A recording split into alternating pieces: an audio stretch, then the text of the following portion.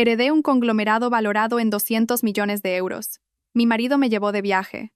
Durante una inmersión, un joven muchacho se me acercó de repente y me dijo: «Tu botella de oxígeno está envenenada, huye».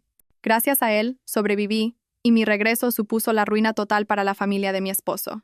El sol de Mallorca derramaba una luz dorada como la miel sobre el mar azul turquesa. Apoyé mi cabeza en el hombro de Javier, el hombre con el que había compartido los 5 años más dulces de mi vida. El lujoso yate se mecía suavemente, como una nana susurrada por el océano. Hacía apenas un mes, mi padre, el hombre más grande de mi vida y presidente del Grupo Ibérico, había fallecido repentinamente de un infarto. El dolor de la pérdida casi me destruye, pero Javier estuvo ahí, siendo mi hombro y mi pilar. Se encargó de todo, desde el funeral de mi padre hasta ayudarme a asumir la presidencia. Un puesto que me quedaba enorme. Dijo que necesitaba un viaje para recuperar el ánimo, y Mallorca, el lugar donde celebramos nuestro amor, era la mejor opción. Bajemos a bucear para ver los corales. Cariño, susurró Javier, apretando suavemente mi mano. Hay unas formaciones preciosas aquí, te van a encantar. Sonreí y asentí. Bajo esas aguas cristalinas, el mundo parecía más silencioso, más pacífico. Quizás todas las preocupaciones y la carga de ser una nueva presidenta con poco más de 30 años se desvanecerían temporalmente. Nos pusimos los trajes de neopreno y comprobamos el equipo. Javier me colocó la botella de oxígeno con cuidado. Su mirada rebosaba una tierna preocupación. «Ten mucho cuidado, mi querida presidenta». Me reí, sintiendo un calor reconfortante. Saltamos juntos a las frescas aguas. El mundo submarino era mágico. Bancos de peces de colores revoloteaban alrededor de los corales como en un jardín de cuento de hadas. Nadé de la mano de Javier, explorando la belleza del océano. La paz comenzó a calar en mi alma. Estábamos en una zona bastante profunda, donde enormes corales cerebros se apilaban formando pequeñas cuevas. Javier me hizo una señal, apuntando hacia un pez payaso que se asomaba juguetón desde una anémona. Sonreí y levanté mi cámara acuática para capturar el momento. Justo entonces, desde detrás de una gran formación de coral, apareció de repente una pequeña figura. Era un niño de unos 10 u 11 años. Sus rasgos eran claramente germano-españoles, con unos penetrantes ojos azules, pero el pelo negro azabache. Llevaba un equipo de buceo, aunque mucho más viejo que el nuestro. Nadó rápidamente hacia mí con una mirada de urgencia. Javier estaba un poco más adelante y no pareció darse cuenta. El niño se acercó a mí. Me sentí un poco sorprendida y recelosa.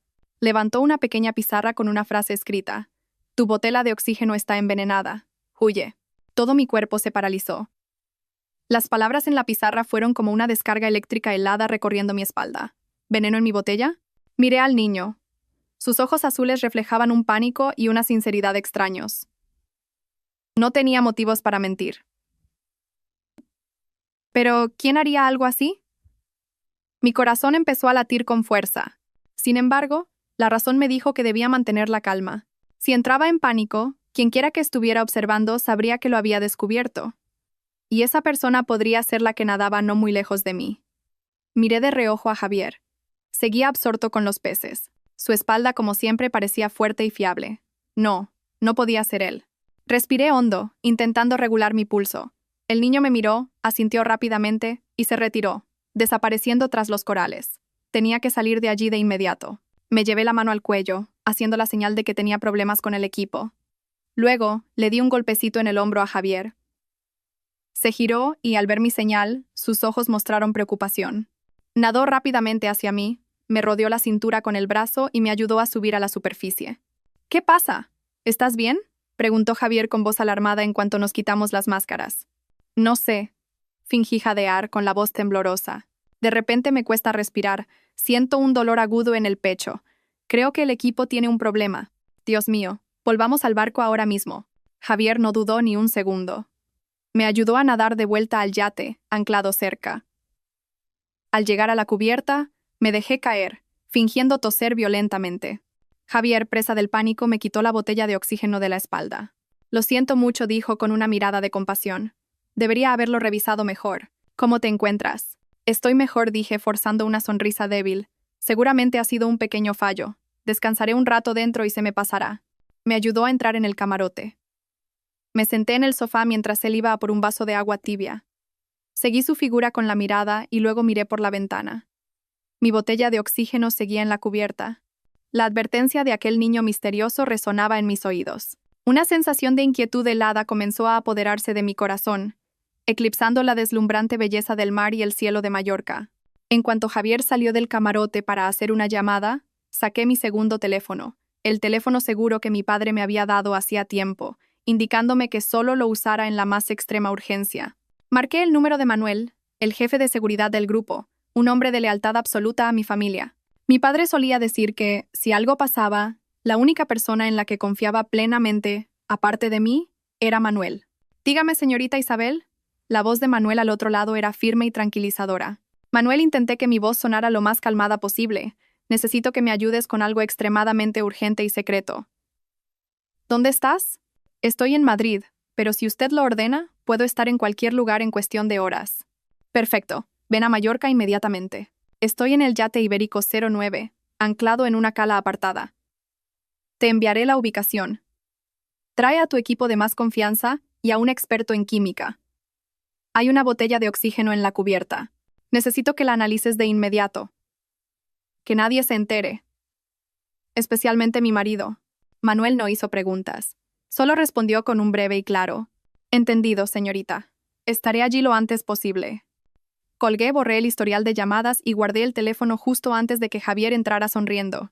Acabo de hablar con el médico. Dice que puede que hayas sufrido un pequeño shock por la inmersión, que con descanso te recuperarás. Esta tarde no iremos a ningún sitio. Nos quedaremos en el yate. Asentí, fingiendo cansancio y quedándome dormida.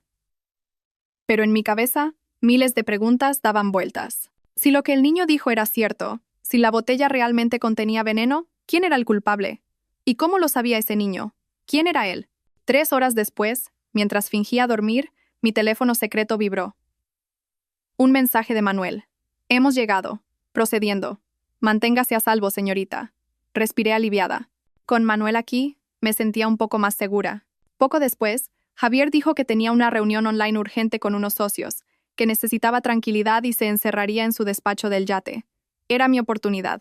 Me deslicé hasta la cubierta de popa, donde Manuel me había citado. Iba vestido de paisano, como un turista cualquiera, esperando con otro hombre. Señorita Isabel. Manuel inclinó la cabeza. Este es el profesor Ramos, nuestro experto. Hemos hecho un análisis preliminar. Tal como dijo, en la botella hay una pequeña cantidad de un compuesto extraño, incoloro e inodoro. Este compuesto, al ser inhalado en dosis bajas, no causa la muerte inmediata, sino que destruye lentamente el sistema nervioso, provocando síntomas de debilitamiento similares a una enfermedad natural. Si hubiera buceado más profundo y durante más tiempo, probablemente.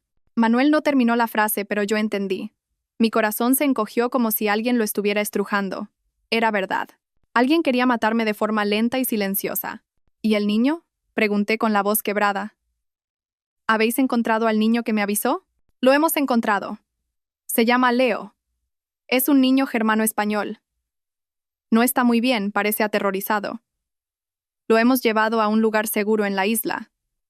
Dice que quiere verla en persona. Inmediatamente subimos a una lancha rápida y dejamos el yate. Manuel había preparado una villa discreta en un resort aislado. Leo estaba acurrucado en un sofá, temblando. Al verme entrar, sus ojos azules se abrieron de par en par, mezclando miedo y una chispa de esperanza. Me senté a su lado y le pregunté suavemente en español. Hola, Leo. Soy Isabel. Gracias por salvarme. ¿Puedes contarme qué ha pasado? Leo me miró un buen rato antes de empezar a hablar en voz baja. Su acento era extraño, pero lo entendí perfectamente. Su padre era un profesor de química germano-español, un genio en toxicología. Hacía mes y medio, un empresario español adinerado lo contactó en Berlín para encargarle una neurotoxina extremadamente potente e indetectable a cambio de una suma muy elevada. Su padre, que necesitaba fondos para una investigación, aceptó venderla, pero tras la entrega, se sintió inquieto. Hizo una copia de seguridad de todos los datos, la fórmula, las transacciones y la información del comprador. Unas semanas después, su familia fue atacada en su casa de Berlín por un grupo de desconocidos. Sus padres y su hermana pequeña fueron asesinados. Leo logró escapar escondiéndose en un compartimento secreto. Antes de morir, su padre solo tuvo tiempo de gritarle que fuera a España, buscara a la mujer de la foto de la transacción y le entregara un pendrive. Los asesinos incendiaron la casa para borrar pruebas, pero Leo consiguió llevarse el pendrive. Había llegado a Mallorca, me reconoció por las fotos de los periódicos y me había estado siguiendo durante días, esperando la oportunidad de advertirme. ¿Qué aspecto tenía ese empresario?, pregunté, con el corazón en un puño. Leo levantó sus ojos llenos de lágrimas y me miró. Iba con otro hombre, pero el que pagó y habló más. Se parecía mucho al hombre que estaba contigo esta mañana. El niño, temblando, sacó un pequeño pendrive de su bolsillo y me lo entregó. Mi padre dijo que toda la verdad está aquí. Por favor, venga a mi familia. Apreté el pendrive helado en mi mano. Mi mundo entero se vino abajo. El hombre que estaba conmigo esta mañana. Javier.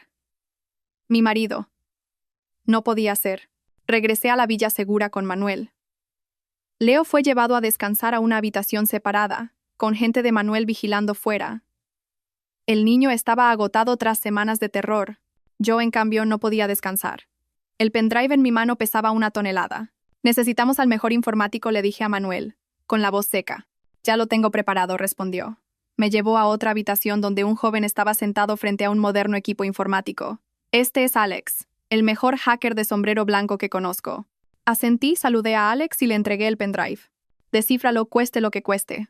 Al conectar el USB, tal como esperaba, estaba protegido por múltiples capas de encriptación complejas. El sudor perlaba la frente de Alex mientras probaba un método tras otro. El tiempo pasaba con una lentitud agónica. Yo me senté a su lado, con las manos entrelazadas, sin apartar la vista de la pantalla. Cada línea de código que aparecía era como una cuchillada en mi corazón. Ansiaba saber la verdad, pero al mismo tiempo temía enfrentarme a ella. Después de casi 2 horas, Alex soltó un pequeño grito ahogado. Ya está. La última capa de protección ha caído. El padre de este chico era un genio. Creó su propio algoritmo de encriptación. En la pantalla, empezaron a aparecer carpetas. Alex abrió una llamada Proyecto Cobra. Dentro había una serie de archivos científicos, fórmulas químicas complejas que no entendía. Pero había un informe resumen escrito en español. Lo leí por encima. Describía en detalle una neurotoxina con el nombre en clave N27. Este veneno, al entrar en el cuerpo, no causaba síntomas inmediatos. Se acumulaba gradualmente en los tejidos grasos y luego se liberaba lentamente, atacando el sistema nervioso central, provocando falsos infartos, derrames cerebrales o un debilitamiento general sin dejar rastro en las pruebas forenses habituales. Sentí que el corazón se me paraba. El informe de la autopsia de mi padre concluyó que murió de un infarto agudo de miocardio. Alex abrió otra carpeta llamada Transacción. Dentro había archivos sobre el trato. Un contrato de compraventa del N27 por 5 millones de euros. El vendedor era la compañía química del padre de Leo. El comprador, una empresa fantasma con sede en Singapur. Pero en la última página, la firma del representante del comprador era una que nunca podría olvidar. La firma de Javier. Junto a ella, el sello de su empresa privada, la que siempre decía que estaba en pérdidas. La fecha del contrato era de 1 semana antes de la muerte de mi padre. Se me hizo un nudo en la garganta. Todo a mi alrededor empezó a volverse borroso. Pero aún había más. Una última carpeta llamada Audio. Alex me miró con duda. Ábrela, ordené, con una voz que apenas reconocía como la mía. Alex pulsó play. Sonó una grabación de audio. No una, sino 2 voces. Una era la voz grave y cálida de Javier, dolorosamente familiar. La otra, aguda y maliciosa, era la de Carlos, mi primo, el que siempre me había envidiado porque mi padre no le dejó el grupo a él. ¿Todo en orden?, se oía la voz de Carlos. ¿El viejo no sospecha nada? Tranquilo, Carlos, se rió Javier. Se fía de mí ciegamente, me ve como a un hijo. Le preparo el té personalmente cada día con un pequeño ingrediente especial de Alemania. Ni el mejor médico podría concluir otra cosa que no fuera agotamiento por exceso de trabajo. Pronto, el grupo ibérico será nuestro. ¿Y qué hay de Isabel?, preguntó Carlos. Es una piedra en el zapato. Esa niñata es fácil, respondió Javier. Su voz, antes tan dulce, ahora sonaba repugnante. Está loca por mí. Hará lo que yo le diga. Cuando el viejo se haya ido, la enviaré lentamente al otro mundo a reunirse con su papi. Un accidente, un shock alérgico, pan comido. Para entonces, yo seré su marido legal y tú su primo más cercano. Este conglomerado, estos 200 millones, serán nuestros. La conversación continuaba con sus planes sucios, sus palabras venenosas dirigidas a mí y a mi padre, a quien yo adoraba. Dejé de escuchar. Todos los sonidos a mi alrededor se desvanecieron. Las pruebas eran abrumadoras. El marido al que le había entregado todo mi amor durante 5 años, el que me había jurado cuidarme toda la vida, era el mismo que había asesinado a mi padre y planeaba matarme a mí. Él, junto a mi primo a quien siempre había respetado, había montado una farsa perfecta para robarlo todo. Amor, confianza, felicidad, todo hecho añicos. No lloré, no grité. Un vacío aterrador se apoderó de mí. El dolor se transformó en una ira gélida. Me levanté y miré a Manuel. Mis ojos ya no mostraban ni una pizca de debilidad. Manuel, prepáranos para volver a Madrid. Es hora de que yo misma reescriba el guión de esta obra. El colapso duró solo un instante. Inmediatamente después, una calma extraña me envolvió. Las lágrimas no podían caer, porque el dolor se había convertido en odio, y el odio había forjado una voluntad de acero. Me miré en el espejo. Ya no era la joven heredera débil que solo conocía el amor, ni la presidenta novata abrumada por una carga demasiado grande. En mis ojos ahora solo había determinación y un fuego de venganza que ardía lentamente. «Señorita, ¿qué hacemos ahora?», preguntó Manuel. Su voz denotaba preocupación, pero también disposición. «Podríamos entregar todas estas pruebas a la policía. Con lo que tenemos, seguro que pagarán por ello». Negué con la cabeza. «Aún no, Manuel. La mayoría de estas pruebas son digitales. Javier y Carlos son astutos, tienen contactos, podrían encontrar la forma de negarlo todo o destruir las pruebas. Además, tienen un as en la manga que aún no conocemos, ese proyecto K que mencionó el padre de Leo. No podemos alertarlos. Si muero o si saben que los he descubierto, todo terminará». Caminé de un lado a otro de la habitación, mi mente trabajando a una velocidad sin precedentes. Todas las piezas del puzzle empezaron a encajar. «Creen que soy un cordero inocente», dije, con una sonrisa fría asomando en mis labios. «Pues seguiré interpretando el papel del cordero, incluso más inocente, más débil. Volveré y haré el papel de la esposa que confía ciegamente en su marido, la presidenta títere que no sabe nada de negocios y depende por completo de la guía de Javier y la ayuda de su primo Carlos». Manuel me miró, algo sorprendido por mi cambio, pero rápidamente entendió. «Quiere usar sus propios planes contra ellos». «Exacto», respondí. «Quieren que muera, pero no de inmediato. Me necesitan viva como tapadera para tomar el control legal del grupo. Ese es nuestro tiempo. Necesito tu ayuda en 3 cosas. Primero, protege a Leo a toda costa. Es el testigo más importante y le debo la vida. Llévalo a un lugar donde nadie pueda encontrarlo. Segundo, investiga en secreto a Verónica, la amante de Javier. Quiero saberlo todo sobre ella. Tercero, infiltra a tu gente en el círculo más cercano de Javier y Carlos. Vigila cada uno de sus movimientos, cada llamada, cada reunión. Necesitamos más pruebas, pruebas irrefutables». «Entendido, señorita». «Todo se hará con la máxima discreción», aseguró Manuel. Y yo continué. «Volveré al grupo ibérico. Ese sillón de presidenta me lo dejó mi padre. No solo me sentaré en él, sino que tomaré el poder de verdad. Consolidaré mi posición, eliminaré poco a poco a los secuaces de Carlos y traeré de vuelta a la gente leal a mi padre. Esta guerra no se librará en los tribunales, sino en la sala de juntas del grupo ibérico». El plan estaba trazado. Ya no tenía miedo. Ahora, cada día junto a Javier sería una actuación. Cada palabra de amor que le dijera sería una maldición. Cada sonrisa mía ocultaría un puñal esperando el momento de atacar. El vuelo de Mallorca a Madrid pareció interminable.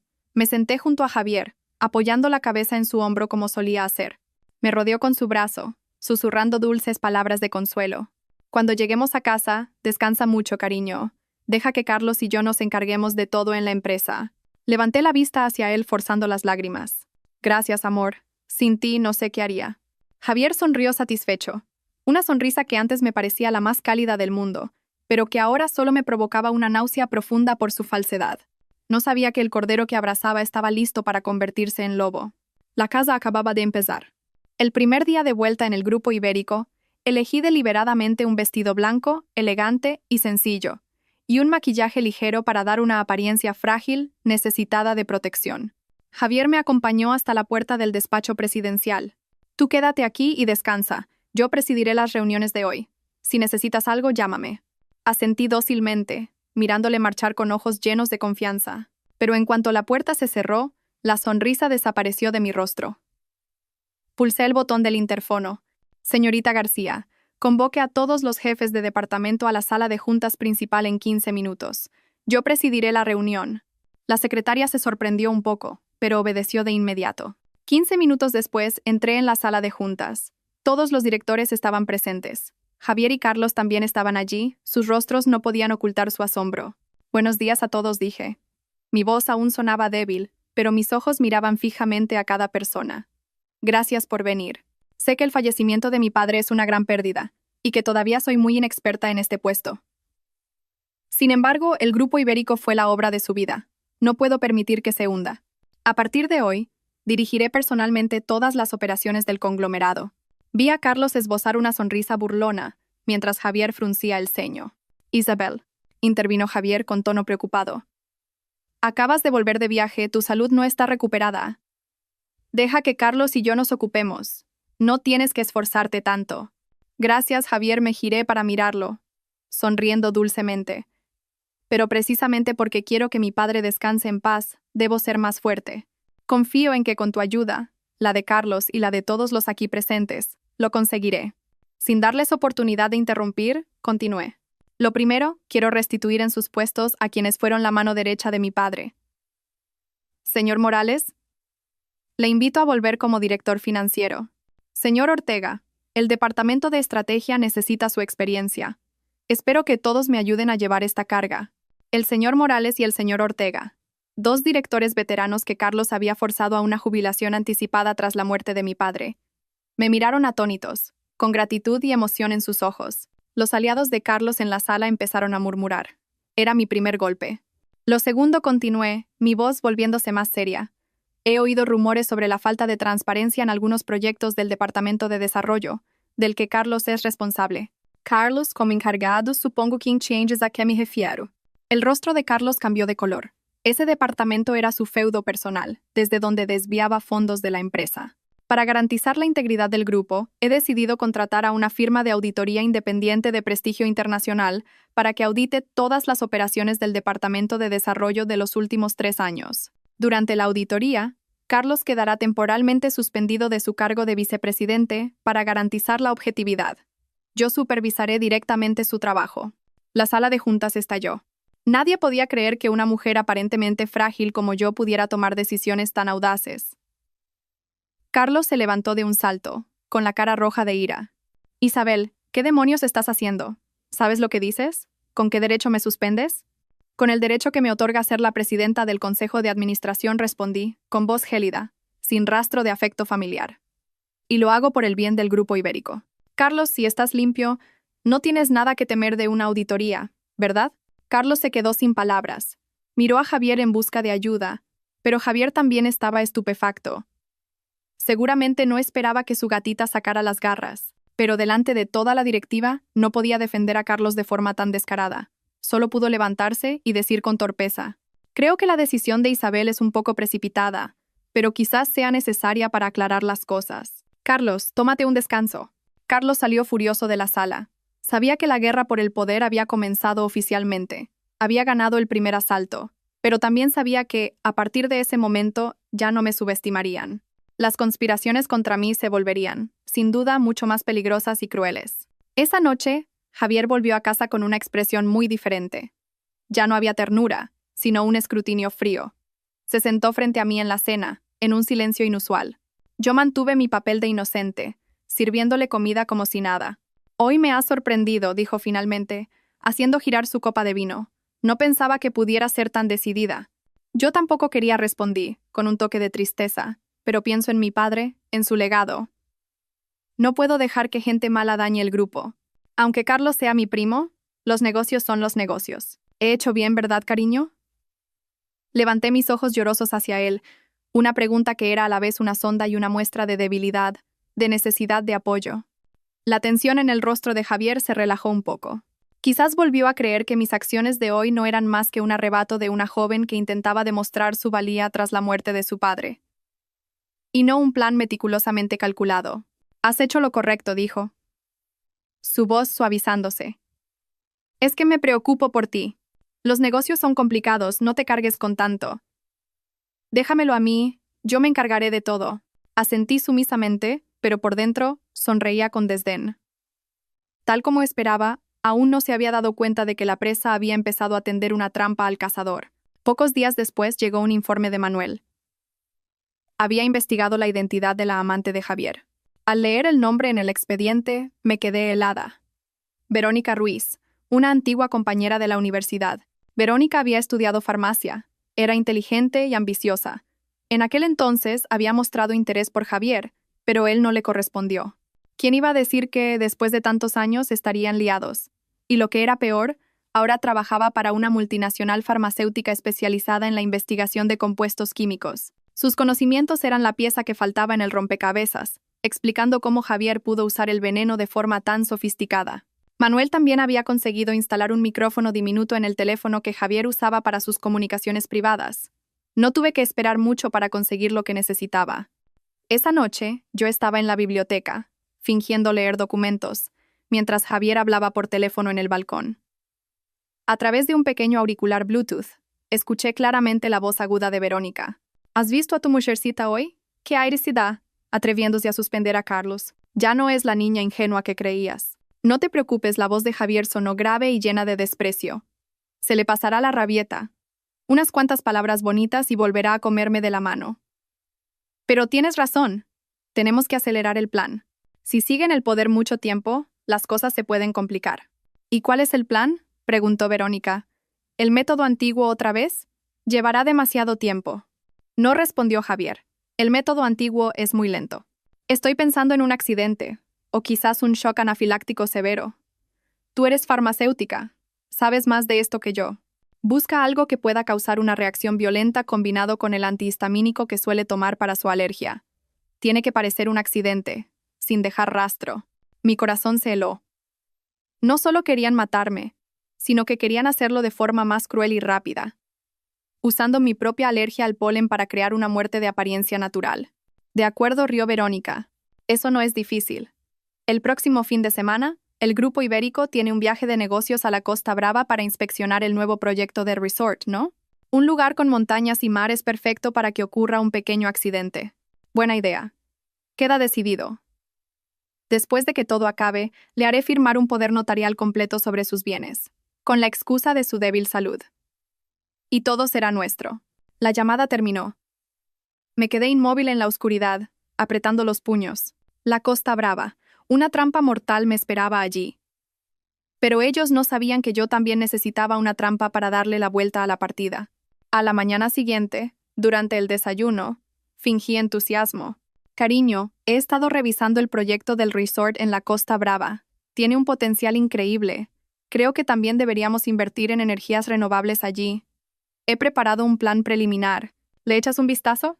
Le entregué a Javier una carpeta, lanzando un cebo jugoso sobre un proyecto de inversión en energía de miles de millones. Los ojos de Javier brillaron.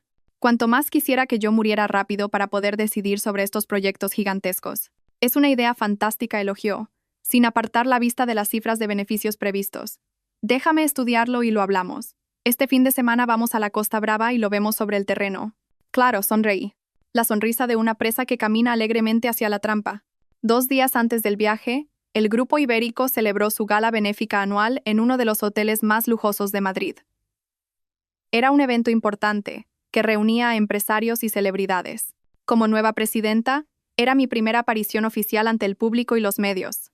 Sabía que no era solo una fiesta, sino un escenario donde podía enviar mis propios mensajes. Elegí un vestido de noche de color azul profundo, el color del océano, misterioso e impredecible.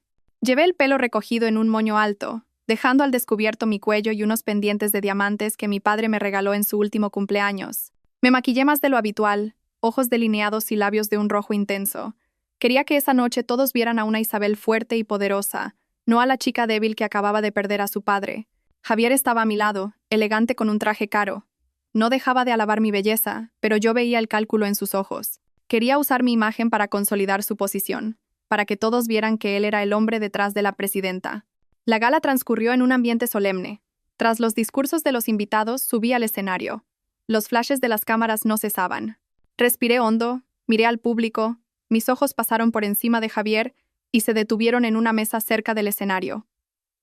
Verónica estaba allí, hermosa y arrogante, del brazo de algún director. Ella también me miró, con un toque de desafío. Damas y caballeros, comencé mi discurso, mi voz clara y firme resonando en la sala. En nombre del Grupo Ibérico, Les agradezco sinceramente su presencia esta noche.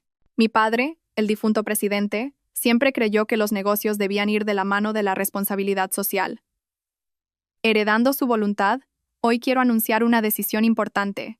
Hice una pausa para crear expectación. La sala quedó en silencio.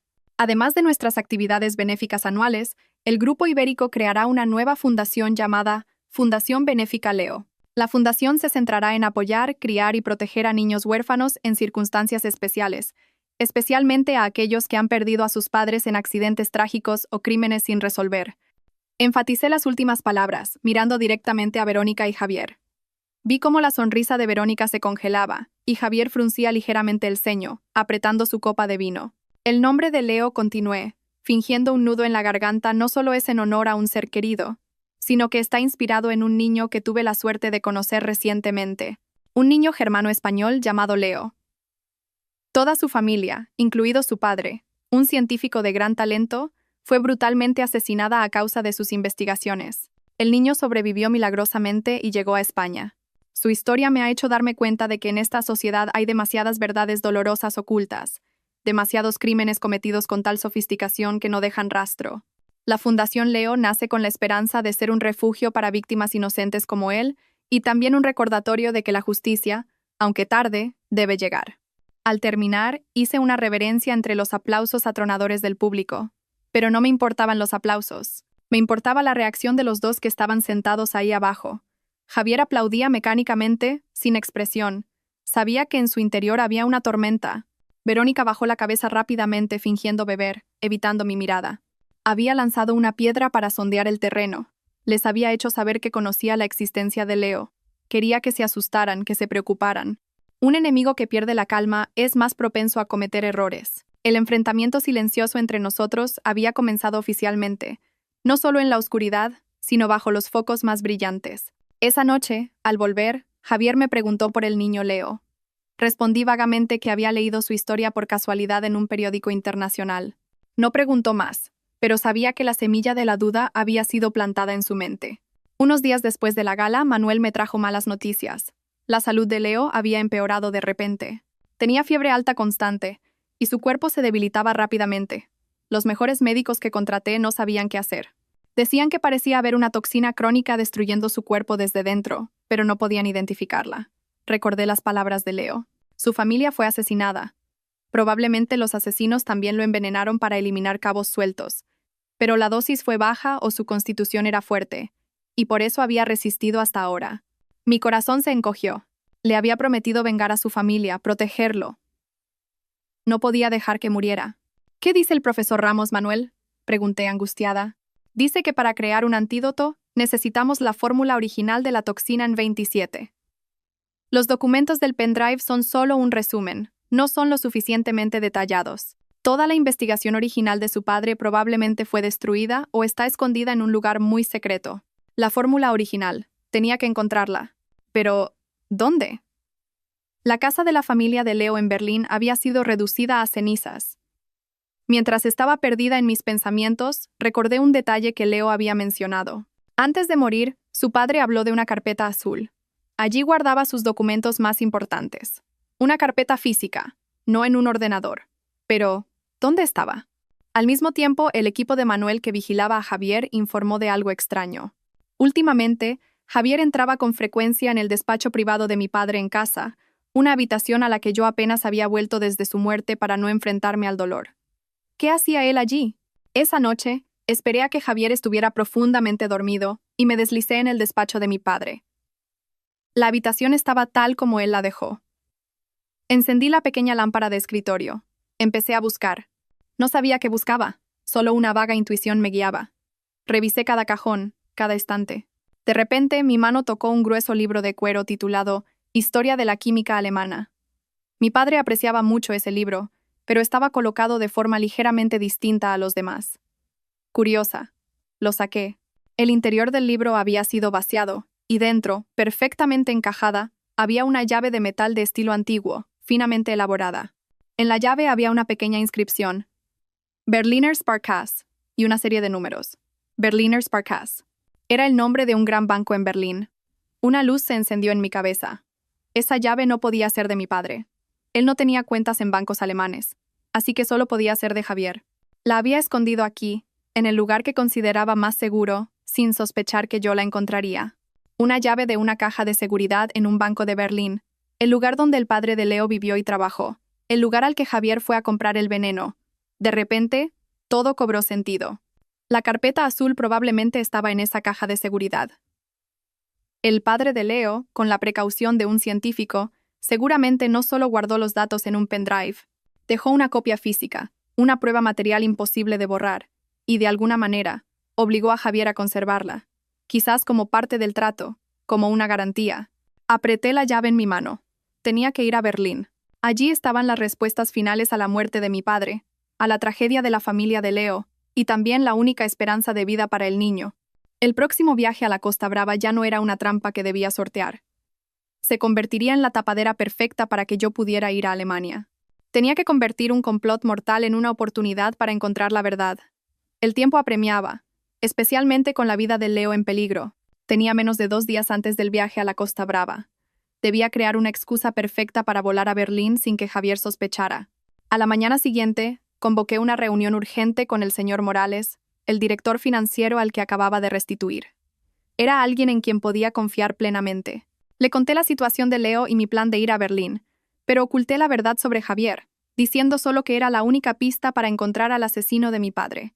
El señor Morales, con su lealtad inquebrantable a mi padre, no dudó. Juntos, creamos una farsa. Un socio estratégico de largo recorrido del Grupo Ibérico en Alemania estaba en crisis financiera y quería vender una tecnología central extremadamente importante a un precio de ganga. Pero exigían que la máxima responsable y el director financiero estuvieran en Berlín en 48 horas para cerrar el trato. Todo se preparó meticulosamente. Correos electrónicos, contratos falsos, e incluso una videollamada con un director alemán organizado por el equipo de Manuel. Esa noche, le di la buena noticia a Javier. Fingí estar emocionada y estresada. Cariño, es la oportunidad del siglo para el grupo. Si conseguimos esta tecnología, dejaremos atrás a toda la competencia. Pero es muy urgente. El señor Morales y yo tenemos que volar esta misma noche. Javier se quedó perplejo, frunciendo el ceño. El viaje a la Costa Brava estaba planeado, la trampa tendida, y de repente la presa quería volar al otro lado del continente. ¿Tan urgente es?, preguntó, escéptico. ¿No puedes enviar a otra persona? Acabas de recuperarte. No me gusta que viajes tan lejos. No puedo, amor. Piden explícitamente a la presidenta. Es mi oportunidad para demostrar mi valía ante el consejo. Quédate tú aquí y ocúpate de todo. Aplazamos lo de la Costa Brava unos días. En cuanto vuelva, vamos. Te prometo que volveré lo antes posible. Utilicé un tono caprichoso y ambicioso, propio de una joven presidenta deseosa de afirmarse. La codicia en los ojos de Javier finalmente venció a la sospecha. Un gran negocio traería enormes beneficios, y después de mi muerte todo sería suyo. Aceptó a regañadientes. El señor Morales y yo tomamos el vuelo nocturno a Berlín. Durante las más de 10 horas de vuelo, no pude pegar ojo. Estaba ansiosa por Leo y tensa por lo que estaba a punto de enfrentar. Berlín nos recibió con una mañana fría. Sin perder un segundo, fuimos directamente al banco Berliner Sparkasse. Tras completar los complejos procedimientos de verificación, un empleado del banco nos guió a la bóveda de seguridad. El sonido metálico de la cerradura resonó en el silencio. La pesada puerta de la caja de seguridad se abrió. Dentro, solo había un objeto, una carpeta de cuero azul. Mi corazón latía con fuerza. Volvimos a la habitación privada que habíamos reservado. Con manos temblorosas, abrí la carpeta. Dentro había documentos perfectamente ordenados. La primera página era la fórmula química detallada y completa de la toxina NEM27, junto con el procedimiento para crear el antídoto. La esperanza de vida de Leo estaba ahí. Inmediatamente, fotografié cada página y se las envié a Manuel con instrucciones de entregárselas al profesor Ramos. Luego estaba el contrato original de compraventa de la toxina. Las firmas de Javier y Carlos aparecían nítidamente en el papel, irrefutables. Al lado, el diario del padre de Leo. Había documentado toda la transacción y sus sospechas sobre las verdaderas intenciones de los compradores. Escribió: dicen que es para investigación agrícola, pero sus ojos revelan una crueldad inmensa. Siento que acabo de darle un arma al diablo. Pero lo más aterrador estaba en el último dossier, marcado con la letra K. Era la abreviatura de Proyecto K. No era solo un plan para apoderarse del Grupo Ibérico, era un proyecto de investigación y experimentación ilegal de un nuevo fármaco en humanos. Bajo la dirección de mi padre, El Grupo Ibérico tenía una filial farmacéutica. El Proyecto K era una conspiración entre un grupo de personas de esa filial y socios externos, que utilizaban en secreto a personas sin hogar y pacientes sin familia como conejillos de indias para un medicamento no autorizado. Y entonces vi un nombre familiar en la lista de líderes del proyecto, un nombre que me destrozó por segunda vez. Don Ricardo, el director de la filial farmacéutica, el mejor amigo de mi padre, el hombre a quien yo siempre había llamado con respeto padrino. Una nota manuscrita del padre de Leo, metida en los documentos. Lo explicaba todo. El hombre llamado Javier mencionó que su jefe estaba en problemas. El presidente del Grupo Ibérico parecía haber descubierto los ensayos ilegales y amenazaba con sacarlo todo a la luz. Necesitaban silenciarlo para siempre. Así que mi padre no murió solo por la codicia de Javier y Carlos, murió por su integridad. Había descubierto el crimen atroz de su mejor amigo y fue asesinado para proteger ese secreto. La conspiración era mucho más grande y oscura de lo que había imaginado.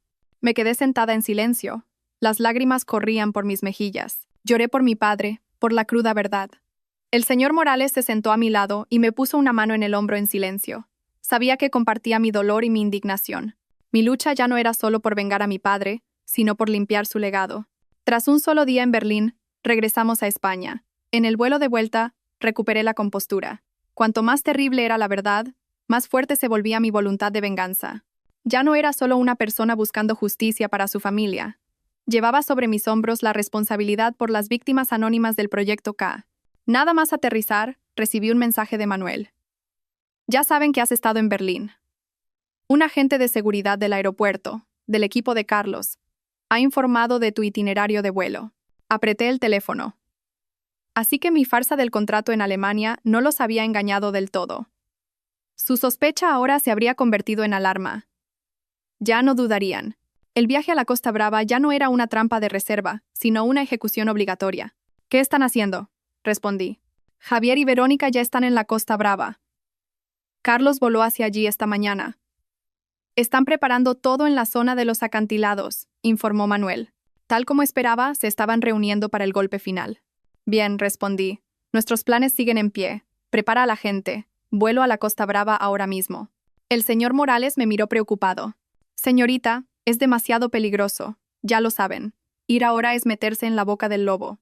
Precisamente porque lo saben. Tengo que ir, señor Morales, dije con determinación.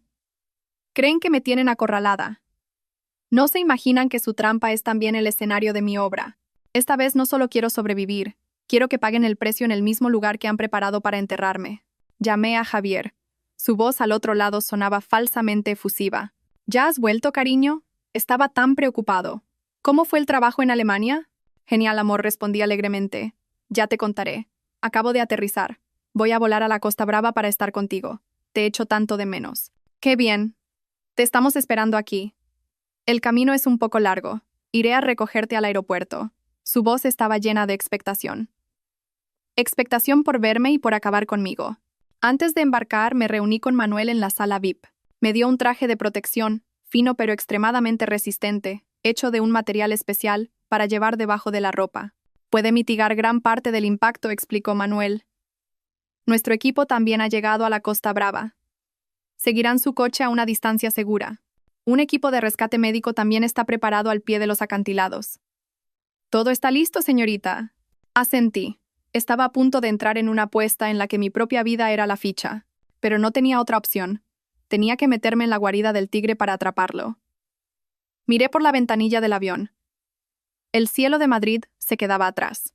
El de la Costa Brava me esperaba, con un complot mortal y una oportunidad para cambiar las tornas. El aeropuerto de Girona Costa Brava me recibió con una llovizna fina. Javier me esperaba en la salida con un gran ramo de rosas. Me abrazó, representando a la perfección el papel del marido que añora a su esposa. ¿Estás cansada del viaje? Has trabajado demasiado, dijo mientras me acariciaba el pelo, con una falsa compasión en los ojos. Estoy bien. En cuanto te veo, se me pasa el cansancio, respondí, escondiendo mi rostro en su pecho para ocultar mi mirada gélida. Subimos a un coche de lujo. Javier insistió en conducir. Quiero llevar a mi mujer personalmente al resort. La carretera de la costa aquí es preciosa. Te encantará.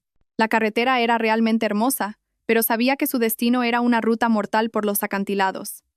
El coche dejó atrás la ciudad y comenzó a dirigirse hacia la sinuosa carretera costera. Miré por el retrovisor. El coche negro del equipo de Manuel mantenía una distancia segura. Cuando empezamos a subir por los acantilados, la lluvia se intensificó y la carretera se volvió resbaladiza. A un lado, la imponente pared de roca. Al otro, un precipicio que daba al mar. El ambiente en el coche se volvió opresivo. Javier contaba chistes sin gracia, pero sus manos se aferraban al volante y de vez en cuando miraba por el retrovisor. Estaba buscando una curva ciega, el momento perfecto para actuar. Hay mucha niebla en este tramo, ¿verdad? Dije deliberadamente, fingiendo preocupación para que bajara la guardia. No te preocupes, cariño. Soy muy buen conductor, rió Javier, pero la sonrisa no le llegaba a los ojos. Al llegar a una curva cerrada y peligrosa, con la niebla ocultando la visibilidad, Javier gritó de repente: «Isabel, cuidado, han fallado los frenos». Giró el volante deliberadamente hacia la barandilla de protección del acantilado. El coche se abalanzó, rompió la barandilla metálica y se precipitó por la ladera. En ese instante, vi cómo Javier, con una rapidez felina, abría su puerta y saltaba del coche. Lo tenía todo calculado. El coche dio varias vueltas ladera abajo. El sonido del metal chocando contra las rocas era ensordecedor. Los airbags se desplegaron. Gracias al traje de protección y a mi preparación, solo sentí un fuerte impacto, pero no sufrí heridas graves. El coche finalmente se detuvo, bloqueado por un gran árbol, a solo unos metros del borde del precipicio.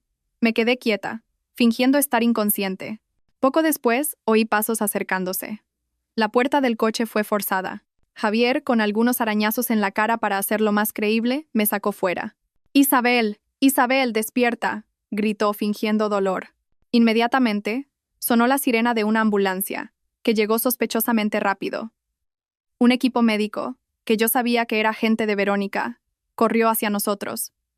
Me pusieron en una camilla. «La paciente está crítica. Traumatismo craneal severo.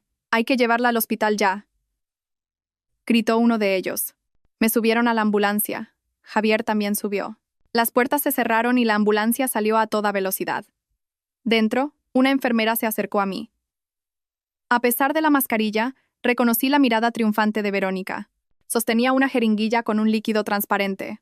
«Pobrecita mi amiga», susurró Verónica con voz venenosa. «Qué accidente tan terrible. Deja que te ponga un analgésico para que te vayas en paz». Estaba a punto de clavarme la aguja en la vena del brazo. Era el momento decisivo. Justo cuando la fría punta de la aguja estaba a milímetros de mi brazo, gemí suavemente y abrí los ojos. Mis ojos no mostraban el pánico de alguien que acaba de escapar de la muerte, ni el odio de quien sabe que va a ser asesinada. En su lugar estaban completamente vacíos, aturdidos y confundidos. Miré a Verónica y luego a Javier. Parpadeé, como si intentara reconocerlos. ¿Dónde estoy?», susurré, con una voz débil y extraña. «¿Quiénes sois? ¿Y yo quién soy?». La mano de Verónica con la jeringuilla se detuvo en el aire. Me miró estupefacta y luego se volvió hacia Javier con perplejidad. Javier también estaba paralizado. No esperaba que me despertara en ese preciso momento, y mucho menos mi reacción. «Isabel, ¿no me reconoces?». «Soy Javier, tu marido». Se acercó, intentando cogerme la mano. La retiré bruscamente, como si me quemara, con una mirada de miedo y distancia. «¿Mi marido? No recuerdo nada. Me duele mucho la cabeza. No sé quién eres». Mis lágrimas comenzaron a brotar, no de falsedad, sino como una liberación de toda la tensión y el miedo que había reprimido. Tenía que actuar bien. Javier y Verónica se miraron, intercambiando una mirada calculadora. Pude leer sus pensamientos. Un cadáver causaría demasiados problemas. Investigación policial, autopsia, preguntas interminables. Pero una esposa que pierde la memoria tras un accidente es una historia completamente diferente. Una persona amnésica ya no es una amenaza. Al contrario, se convierte en la marioneta perfecta, fácil de controlar, dispuesta a firmar cualquier papel que le pongan delante. Una fortuna de 200 millones de euros sería suya de forma legal y mucho más limpia. Verónica guardó la jeringuilla en silencio. «Probablemente el golpe le ha afectado al cerebro», le dijo a Javier con tono de experta. «Es un caso de amnesia postraumática. Hay que llevarla al hospital para tenerla en observación». Su plan de asesinato se había pospuesto. Habían picado el anzuelo. Me llevaron a un hospital privado de lujo, donde sabía que todos los médicos y enfermeras habían sido sobornados. Me diagnosticaron un traumatismo cráneoencefálico que me había causado amnesia temporal. Permanecí en la cama, interpretando el papel de una paciente débil, asustada y completamente desorientada. Javier estaba a mi lado constantemente, haciendo de marido devoto, contándome pacientemente nuestros recuerdos, mostrándome fotos de la boda. Cada palabra suya me revolvía el estómago, pero yo solo podía mostrar una escucha ingenua. Esa noche, cuando Javier y Verónica pensaban que dormía, los oí susurrar fuera de la habitación. «Parece que la suerte está de nuestro lado», dijo Verónica, satisfecha. «Ahora todo es más fácil. Déjala aquí unos días para que se estabilice y luego le das los papeles del poder notarial para que los firme. Una amnésica no sabrá lo que firma». «Vigilémosla unos días más», respondió Javier. «Hay que asegurarse de que la amnesia es real y no una farsa. Últimamente me resulta impredecible». Cerré los ojos, con el corazón acelerado. Aún sospechaban. Mi actuación solo acababa de empezar. Había ganado tiempo. Había hecho que bajaran la guardia. Ahora tenía que aprovechar este tiempo precioso para reunir las últimas pruebas y preparar el golpe final. Los días siguientes en el hospital pasaron lentamente. Vivía el papel de una extraña en mi propia vida. Cada mañana, interpretaba la escena de pánico al ver a Javier. Él, con la paciencia de un depredador, me traía historias y objetos para ayudarme a recordar. Me enseñaba álbumes de boda. Me hablaba de nuestra luna de miel en París. Cada palabra suya era un puñal. Pero yo solo mostraba confusión y una curiosidad infantil. Carlos también vino de Madrid a visitarme. Me miraba con escrutinio, haciéndome preguntas detalladas sobre el pasado. ¿Recuerdas el viejo olivo en casa de la abuela? De pequeños siempre nos subíamos. Yo solo negaba con la cabeza, con la mirada perdida. No me acuerdo. Una mezcla de decepción y satisfacción apareció en su rostro. Para reforzar su confianza, empecé a firmar papeles sin importancia que Javier me daba. Pequeños contratos, documentos administrativos de la empresa. Fingía preguntar ingenuamente: ¿y esto qué es? ¿Para qué lo firmo? Javier me explicaba vagamente que eran necesarios para mantener la empresa en funcionamiento mientras yo estaba enferma. Su satisfacción era evidente al verme firmar sin dudar. Su cautela hacia mí disminuía día a día. Empezaron a hablar abiertamente de transferir pequeños activos y fondos de inversión a mi nombre a los suyos, creyendo que yo no entendía nada. Pero por la noche, cuando Javier se iba y solo quedaba una enfermera de confianza de Verónica, era cuando yo actuaba. Esa enfermera era en realidad una agente de Manuel infiltrada. Bajo su apariencia de enfermera dedicada, me pasaba en secreto un microteléfono. Cada noche, en los breves minutos que salía, me comunicaba con Manuel y el señor Morales. «¿Cómo va todo, Manuel?» «Señorita, han empezado a moverse. Carlos está intentando vender un paquete de acciones que tiene autorizado. Javier está tratando de retirar fondos de sus cuentas de inversión. Están intentando liquidar activos lo más rápido posible». «Perfecto», dije. «Dejadles hacer. Recopilad todas las pruebas de esas transacciones ilegales. Señor Morales, coordínese con los auditores para bloquear cualquier cuenta sospechosa, pero sin que se den cuenta todavía. Hay que acorralarlos». También pregunté por Leo. «¿Cómo está?» «El antídoto ha funcionado. Ya está fuera de peligro y se está recuperando. Está muy preocupado por usted». Saber que Leo estaba a salvo me alivió. Era mi mayor motivación. Mi tiempo se agotaba. Sabía que Javier y Carlos no serían pacientes mucho más tiempo. Pronto me darían el poder notarial definitivo, y una vez firmado, mi vida no valdría nada. Sería entonces cuando no dudarían en actuar por última vez. Tenía que adelantármeles. Después de casi 2 semanas, me dieron el alta y me llevaron a una lujosa villa que Javier había alquilado en la costa. Dijo que el aire marino me ayudaría a recuperarme, pero yo sabía que era una jaula de oro donde podían controlarme mejor. Una mañana, Manuel me envió un mensaje cifrado. Javier ha contactado con un grupo de matones locales. También ha comprado 2 billetes de avión a Suiza para la semana que viene. Iba a actuar. El momento había llegado. Ese mediodía, sentada en el porche mirando al mar, me llevé las manos a la cabeza y fruncí el ceño. Javier corrió hacia mí. «¿Qué pasa? ¿Te duele la cabeza?» «No», dije, con voz ausente. Creo que acabo de recordar algo. Muy vago. Una cena, con muchas velas. Y tú me pediste matrimonio». Elegí deliberadamente un recuerdo romántico, uno que él seguramente me había contado. La expresión de Javier cambió de sorpresa a alegría, y luego a una pizca de inquietud. «Sí. ¿Lo recuerdas?» «¡Qué maravilla, Isabel!», exclamó, pero sus ojos delataban un destello de pánico. Mi recuperación no estaba en sus planes. Quiero volver a sentirlo», dije, cogiéndole la mano con ojos suplicantes. «Esta noche, tú y Carlos, ¿podríamos cenar juntos? Aquí mismo. Quiero intentar recordaros a todos. Una cena, una confrontación directa. Era mi invitación final, una trampa que tendía en mi propia jaula». Javier dudó, pero al ver mi expresión inocente y anhelante, no pudo negarse. Pensó que era su última oportunidad para confirmar mi estado antes de actuar. Esa noche, la mesa estaba puesta al aire libre, con vistas a la playa, velas, el sonido de las olas, un escenario romántico y falso. Javier y Carlos se sentaron frente a mí, fingiendo alegría por mi aparente recuperación. Tras apurar mi copa de vino, la dejé sobre la mesa y los miré fijamente. Javier empecé con voz cómoda. Acabo de recordar otra cosa. Un viaje a Berlín, una llave de banco escondida en un libro de mi padre y una carpeta azul. La sonrisa se congeló en los rostros de Javier y Carlos. La copa de vino en la mano de Carlos tembló. ¿Qué? ¿Qué dices? ¿Estás delirando?, tartamudeó Javier. ¿Delirando? Sonreí con amargura. ¿Y qué me dices de la toxina en 27? ¿Del proyecto K? ¿De la muerte de mi padre? ¿También son delirios? El telón había caído. Los miré a los ojos. Mi mirada ya no tenía esa inocencia fingida, solo un odio gélido.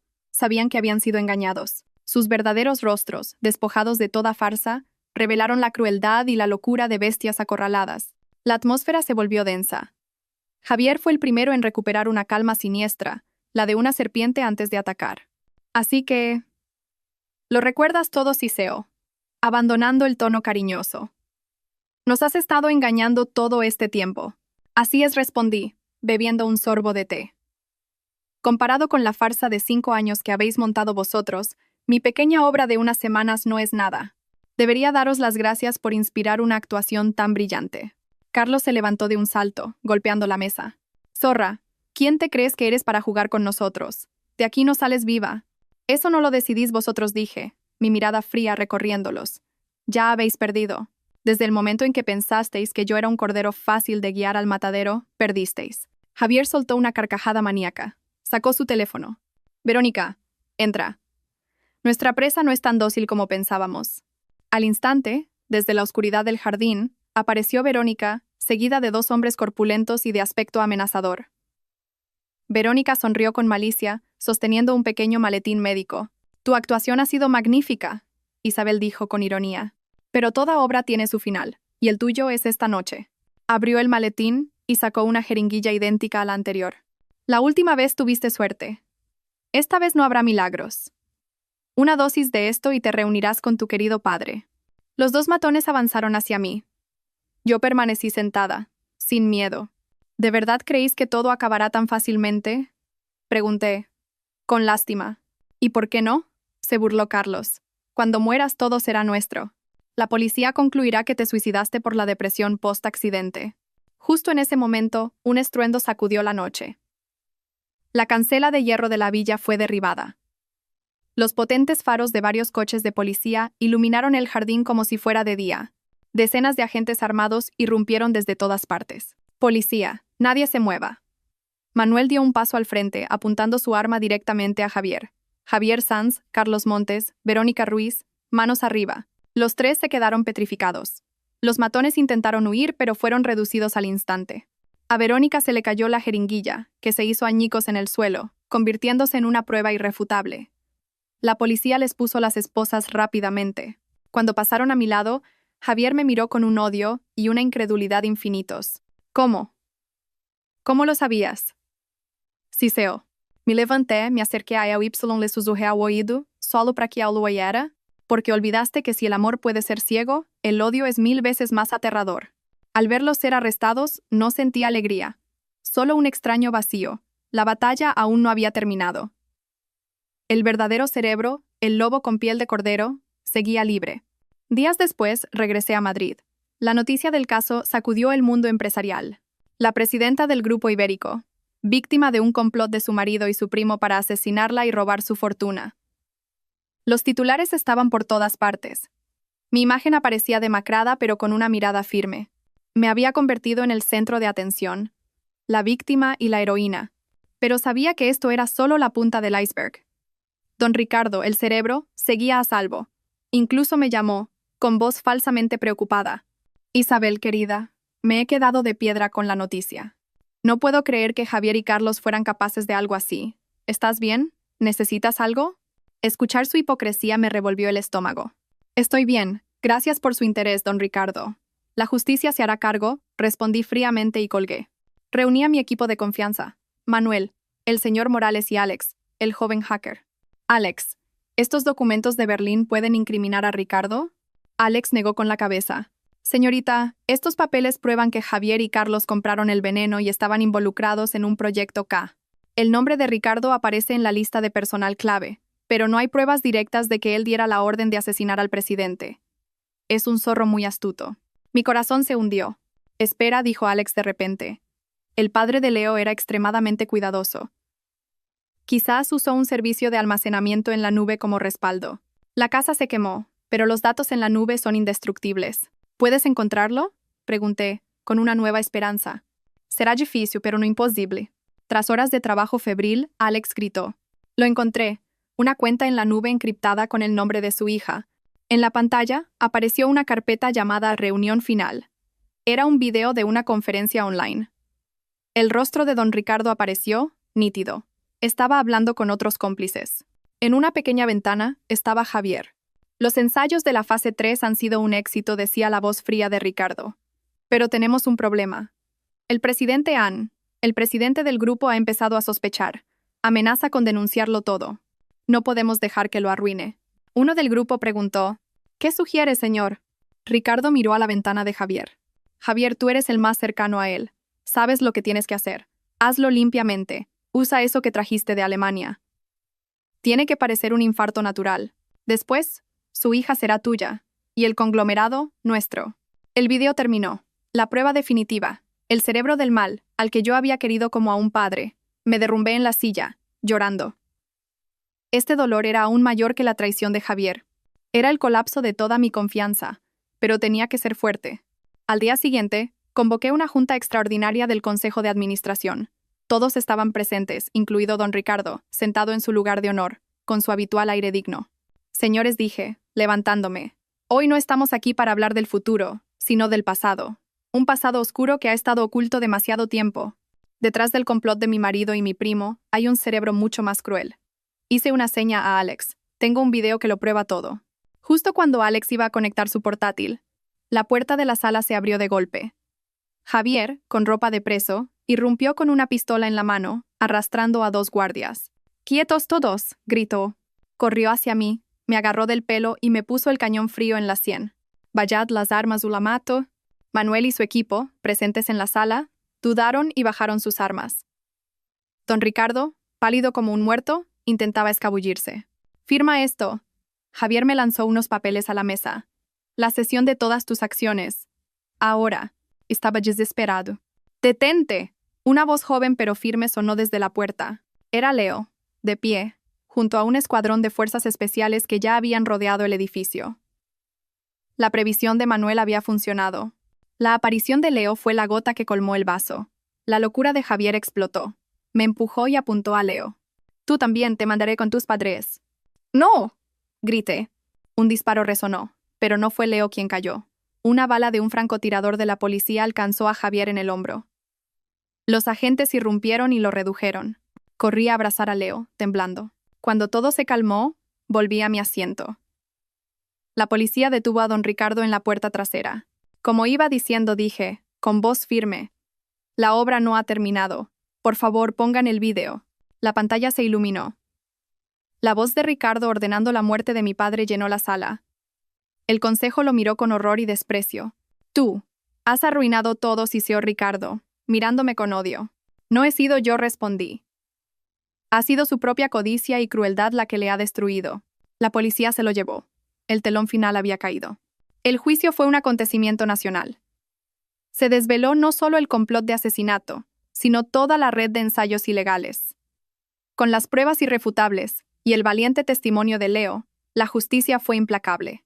Don Ricardo, Javier y Carlos fueron condenados a cadena perpetua. Verónica recibió 20 años. El resto de cómplices también recibieron sus merecidas sentencias. Al salir del juzgado, el cielo parecía más azul que nunca. La justicia se había hecho. Mi padre y la familia de Leo podían, por fin, descansar en paz. Un año después, el Grupo Ibérico era una empresa nueva. Llevé a cabo una reestructuración total, despidiendo a todos los implicados y promoviendo a la gente íntegra y leal a mi padre. Adopté legalmente a Leo. Ahora era mi hijo. Nos mudamos a una casa en las afueras con un jardín donde él podía plantar las flores que le gustaban a su hermana. La filial farmacéutica fue completamente reformada bajo una nueva visión: negocios con integridad y desarrollo con humanidad. La Fundación Benéfica Leo ayudaba a cientos de niños. También creé un nuevo fondo con el nombre de mi padre, dedicado a luchar contra el crimen corporativo. Aquella tarde paseaba con Leo por la playa. El atardecer teñía el cielo de naranja. «Mamá, mira, un arco iris», gritó, señalando el horizonte. Sonreí y abracé a Mejio. Mi vida había pasado por la peor de las tormentas, pero después de la lluvia siempre sale el sol. La tormenta se había llevado el odio y las mentiras. Ante mí, solo había un nuevo amanecer. Un futuro lleno de esperanza para los dos.